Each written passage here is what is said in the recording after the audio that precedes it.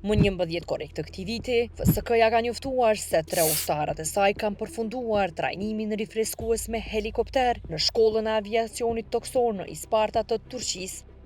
Ne në fokus, sipas projekteve tona dhe fazave të zhvillimit, të kemë edhe në fazën e fundit, të kemë edhe ngritjen e kapaciteteve të aviacionit ushtarak.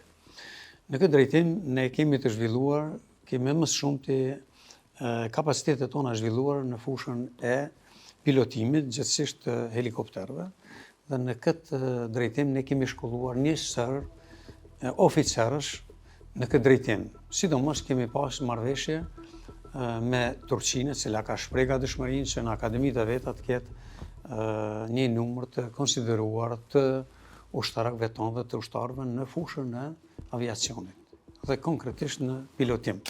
Burimet e betimit për drejtësi kanë treguar se të njëjtve me ditjet pas muajit të parë u janë dhënë nga Turqia. Këtë nuk e ka konfirmuar zëvendës ministri i mbrojtjes, Shemsi Sylla. Shiko, ato janë të përcaktuara mjetet që janë të nevojshme dhe ato janë të mjaftueshme për asaj. Nuk ka pas nevojë të shtoj askush në drejtim sepse ato janë të mjaftueshme. Normal që ne e kemi të përcaktuar ose vetë rregulloria që për një muaj dhe pastaj ato janë të mjetet cilat i ndanë vetë shkollimin.